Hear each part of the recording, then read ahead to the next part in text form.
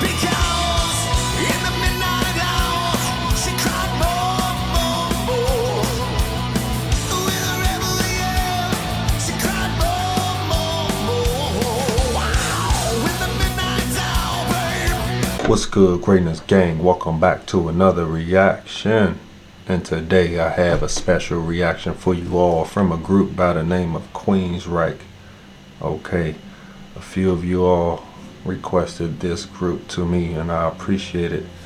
You said that you believe that I will be interested in the sound of their music, so I'm really looking forward to it. So I decided to grab an interview from a gentleman of the group by the name of Jeff Tate to get a little familiar with who they are. And I grabbed two songs. One is a cover song that I really like and I reacted to before. Rebel Yell by Billy Idol. They did a cover version.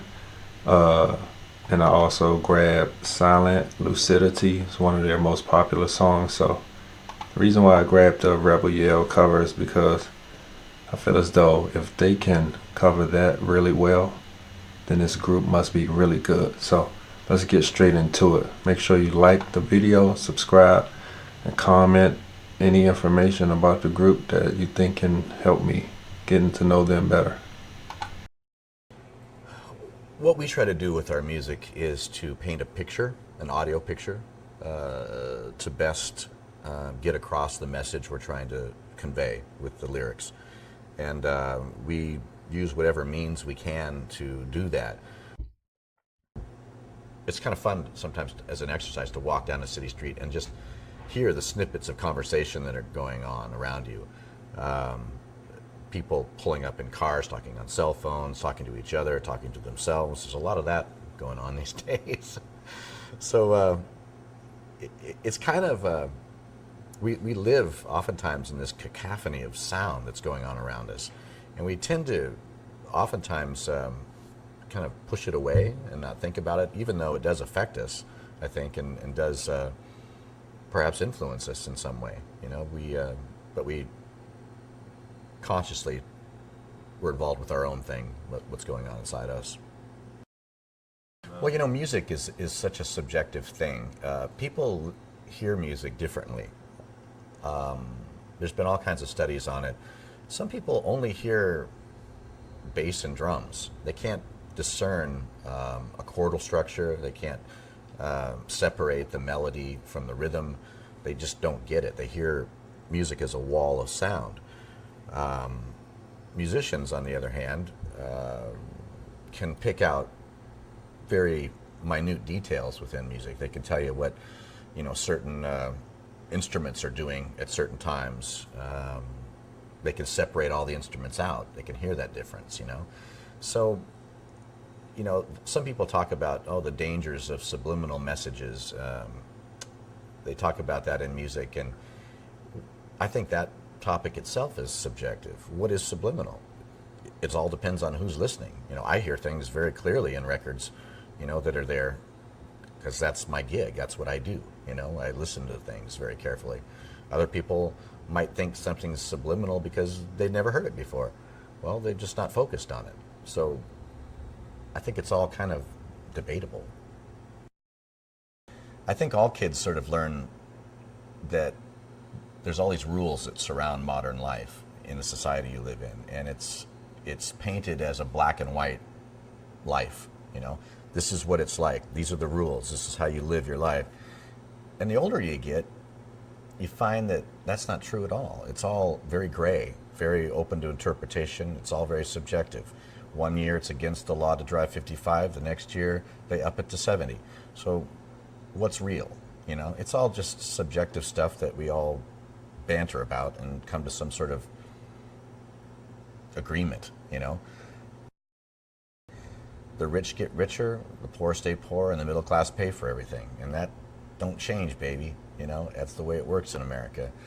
And politics is sort of a series of compromises that really don't help all classes. They tend to benefit the very rich, and they keep the rich in the rich world. And the The rest of us kind of like take it, you know, and we believe what it is they sell us. And they're very good at selling us stuff. In fact, we've grown up with it. Several generations now have grown up watching TV. And television is all about selling something, you know. There's not anything on the TV that's not trying to sell you something. And we buy that. I mean, especially America, we're the biggest buyers of commercials there are. I mean, think about it. Freedom is this vehicle that you're going to buy. There's no freedom in buying a vehicle. All you're doing is standing in line with all the other yo-yos out there, you know, waiting for gas, waiting to get on the freeway, waiting to get off the freeway, you know. But we buy it, you know. We buy it commercial. You know it, we buy it. That, you know, take fashion industry, for example, you know. Man, do we buy that stuff, you know. We really believe that this is the way a woman should look. This version of some guy's marketing plan that he's set up, you know. Why do we think that's real? But it's plastered around everywhere we go, everywhere we see, magazines, and all it is just somebody's opinion, you know. Why do we buy it? Why is it so persuasive? Do we really feel that bad about ourselves that we are constantly looking for something to make ourselves feel better? I think that we're censored heavily without us even realizing it. I mean, just omitting a story from a newspaper is censorship. That happens every day in every paper around the world, especially in America where, a couple guys own all the newspapers and all the content that goes into them. So what's the difference, you know? One thing I hear quite often from a lot of people, I get letters, emails, nobody's actually had the balls to say it to me, to my face, but I read quotes like, musicians and artists shouldn't have any opinions about political matters and shouldn't make their political perspectives known to people within their art. You know what I say to those people? Fuck you. You know, that the day that I give up my right to express how I feel in my art is the day I leave this country. I mean, this country was founded on that, you know. It was founded on the idea of communicating and talking about what you believe. And who else is going to do it besides artists, you know? We don't have anything to lose.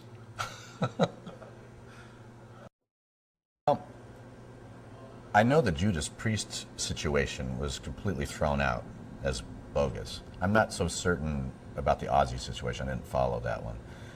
But in this country, anybody can bring anybody to court. You don't even have to have a valid reason. It's a completely asinine legal system in our country. It's so convoluted, so specialized, that somebody could sue me today and not have any grounds. But if they have a bankroll big enough to support the court case, they can keep the court case going for months and months and months. They could exhaust me financially, and they have the right to do that. Doesn't that seem bizarre? These people really believe that the artist is speaking directly to them with a song, and they interpret it that way. And they go to incredible lengths to communicate with the artist or threaten the artist. Some people feel threatened by what it is the artist is telling them. I mean, whack jobs, right? But it costs the artist a large financial investment to protect themselves from these wackos who are interpreting what that song means to them. You know, some people interpret it as, oh, interesting. Well, that's a kind of neat idea. Other people, he's talking to me. He wants me to move into his house.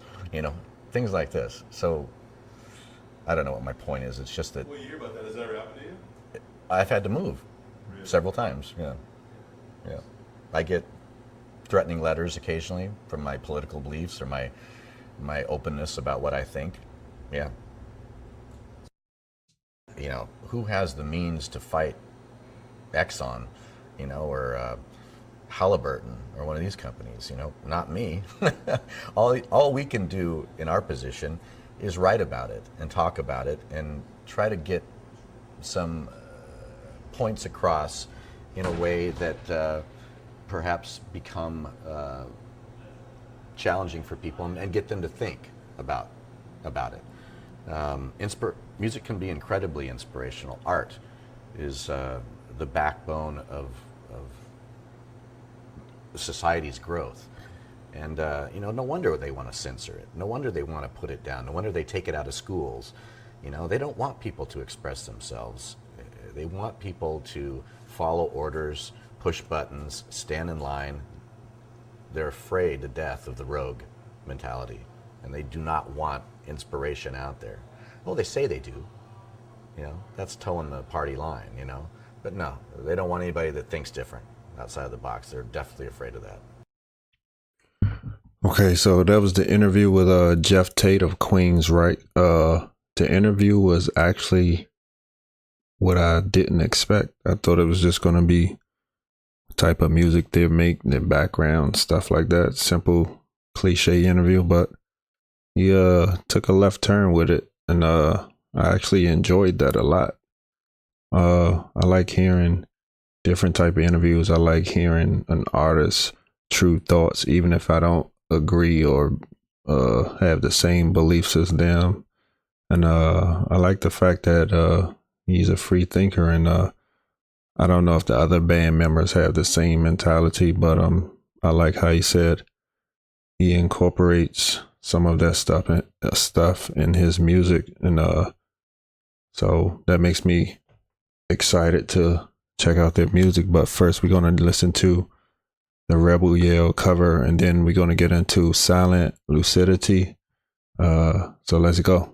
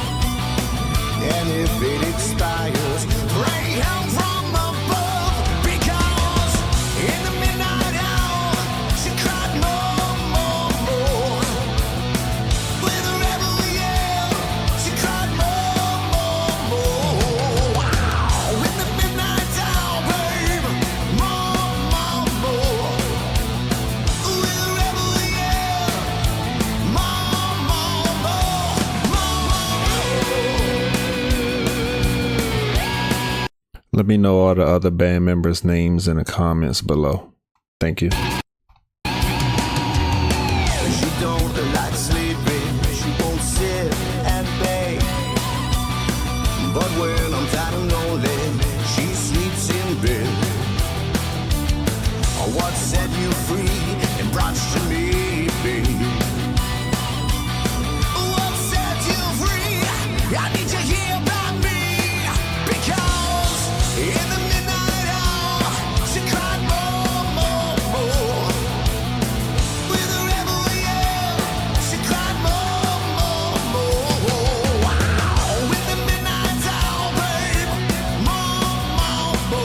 The drummer is fire. With a rebel yell, more.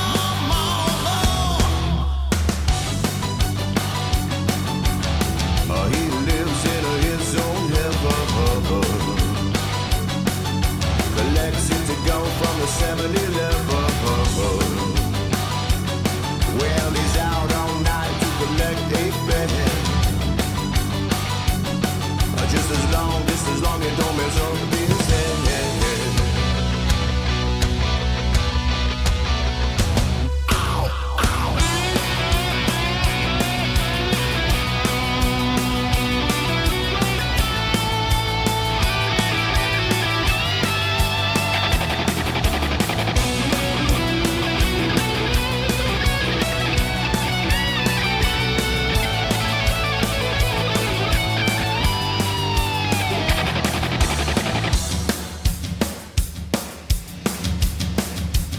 That drummer is killer. He's fire.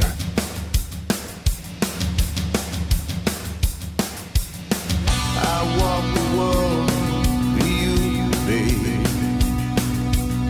8,000 miles for you. I drive your tears of pain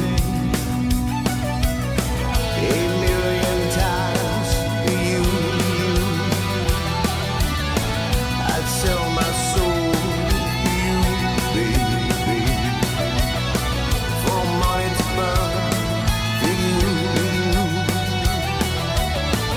I'd give you all and have none, babe.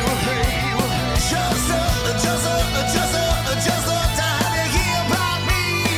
Because in the midnight hour, she cried more.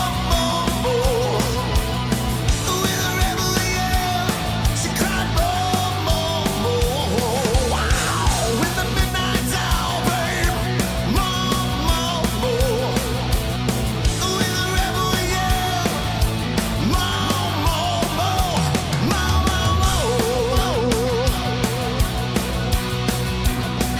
Ooh yeah, little baby, she want more.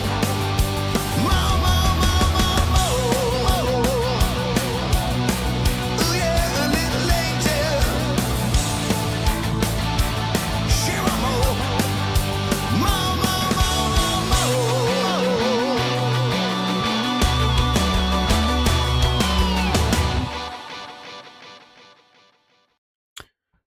That was a very amazing cover. Very, very close to the original. Very good. Okay, let's get into Silent Lucidity. What year is this from? This was posted in 2009. Right here it says the song was remastered in 2003.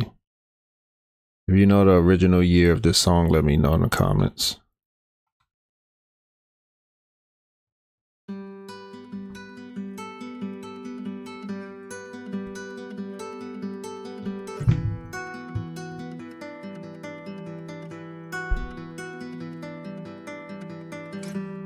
Hush now, don't you cry.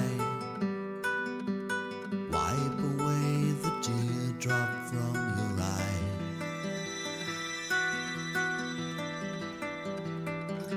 You're lying safe in bed. It was all a bad dream spinning in your head.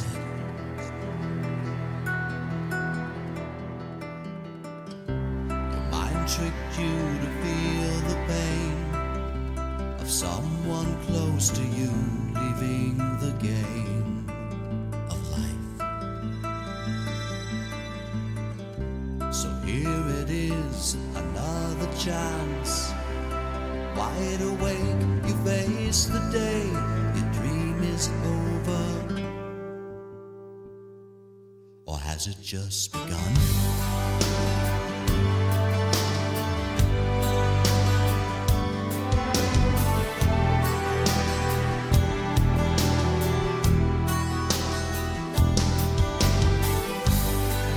There's a place I like to hide, a doorway that I run through in the night.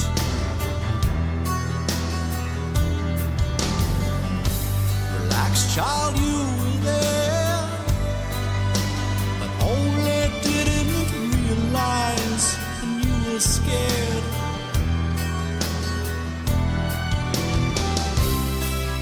It's a place where you will learn to face your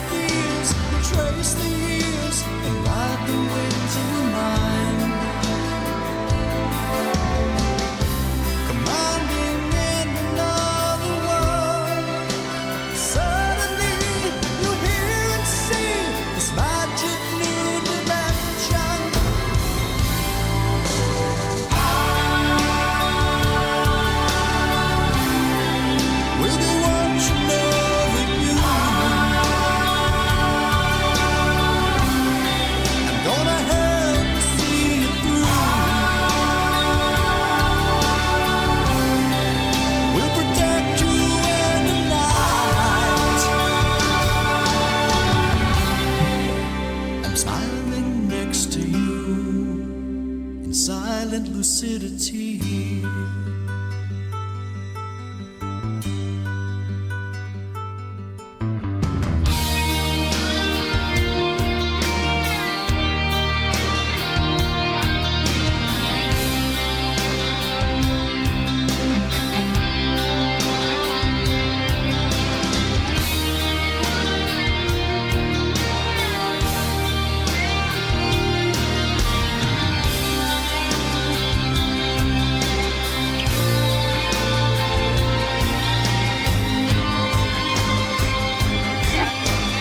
Visualize your dream, recorded in the present tense, put it into a permanent form. With your persisting more efforts, you can achieve dream control. That part of the song right there kind of reminds me of what Jeff was talking about when he was just talking about in the interview, like random sounds and conversations and like people overlooking certain sounds. So this what it seems like this being incorporated on this part of the song right here.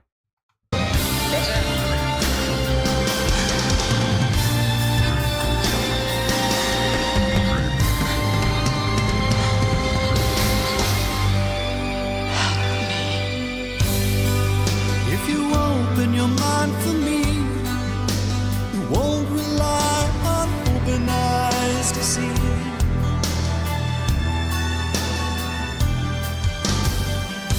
The walls you built within come tumbling down and a new one will begin.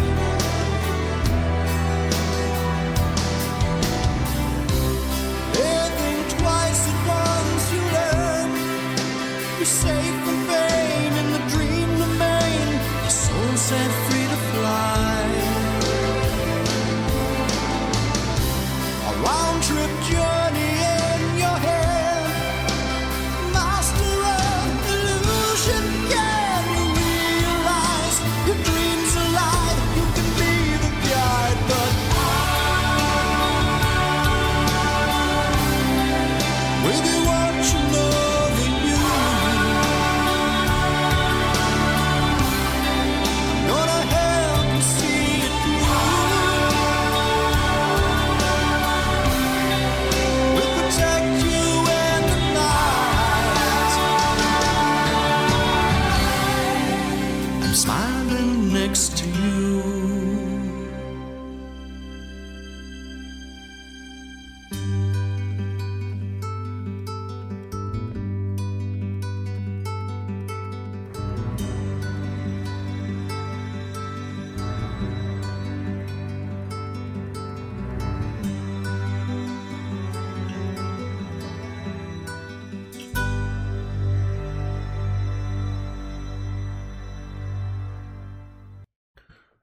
Okay, Queensryche, Silent Lucidity. I have a few takeaways from that song.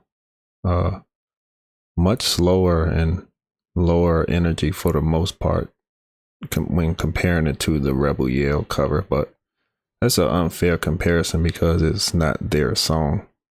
So I'll have to listen to another one of their songs to see what they are usually on, but it shows that they are very versatile, of course. The song overall, really good. Like I said, the song was pretty calm and smooth as far as energy levels until it reached the chorus. Nice big chorus. I like that. It was unexpected. Message of the song was bittersweet to me. It's about like losing a loved one and facing the reality of that, but still knowing that they are watching over you, and having that lost loved one have to accept that they have to watch over you now. So I kind of got like, you both have to accept your new roles when dealing with loss.